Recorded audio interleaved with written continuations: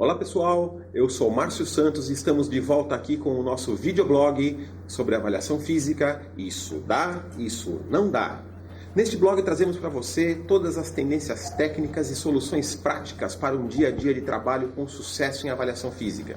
O mais importante é que você possa tirar o máximo de resultado de toda a estrutura que você vem trabalhando. Hoje nós vamos falar sobre um assunto que é um assunto muito controverso, inclusive um dos pontos de maior discussão dentro do meio da avaliação física, que fala sobre composição corporal, sobre gordura corporal. E dentro deste assunto, um assunto muito específico que é o uso de equipamento para medição de gordura corporal. De qual equipamento estamos falando? Talvez você já até tenha pensado sobre a utilização do compasso plástico para a medição de dobra cutânea. O compasso plástico, como esse que eu tenho em minhas mãos aqui, é um equipamento que circula muito por entre os meios acadêmicos, só que ainda carrega em si uma sombra de dúvida com relação à sua validade ou não para a análise de dobras cutâneas e, por conseguinte, a análise da composição corporal. Algumas coisas práticas nós podemos falar com relação a esse assunto. Bom, a primeira coisa prática é que toda vez que você vai utilizar um equipamento para a medição de composição corporal e esse equipamento trabalha com dobras cutâneas, é importante que ele tenha duas características.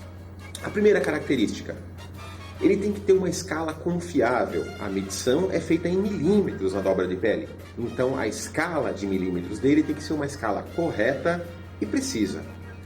A segunda coisa importante diz com relação à aplicação de pressão sobre o ponto da dobra. Tem que existir um controle dessa pressão para que ela seja constante e a dobra seja sempre afetada da mesma maneira. Agora, como que isso pode estar direcionado a esse instrumento?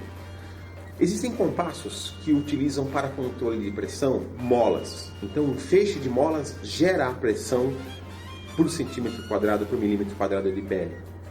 Esse é o caso da maior parte dos compassos de metal, que dão a sensação para o usuário de serem confiáveis, e assim são, mas não devem tirar a precisão e nem a confiabilidade do outro instrumento. E eu vou te mostrar por quê. Todos os compassos de plástico, ou quase todos os compassos de plástico, carregam em si uma medição de pressão, um controle de pressão, que é exatamente essa haste acessória que vocês estão vendo aqui. Essa haste acessória possui uma agulha a qual, durante a medição, diz se você está reproduzindo a mesma pressão ou não na dobra do seu cliente. Ora veja, se eu confio nessa escala de milímetros, e confio que eu sempre vou estar colocando a mesma pressão indicada pelo equipamento, eu consigo fazer uma dobra válida. Muitos autores questionam a durabilidade, muitos autores questionam a elasticidade do material plástico nesse processo. O que nós sabemos está constatado também na literatura. Dentre os milhares de artigos que já foram escritos utilizando o compasso de plástico, ao contrário do que muita gente pensa, eu queria citar para vocês três importantes que datam de 1979 até 1984. O primeiro deles foi escrito por Burgert e Anderson em 1979, que fez a comparação direta do compasso de plástico com o compasso de Lange, que é um dos modelos mais conhecidos e utilizados até hoje na literatura internacional.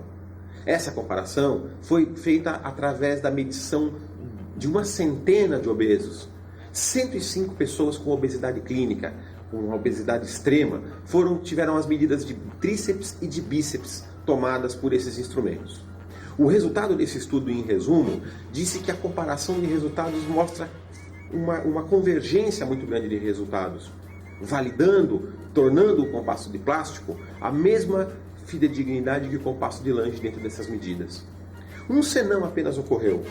O primeiro modelo de plástico utilizado no compasso do especímetro de Magol tinha uma escala de 45 mm como máximo, então não conseguiu medir as dobras de alguns dos avaliandos. O compasso de Lange vai até 60 mm e conseguiu fazer essa medida perfeitamente.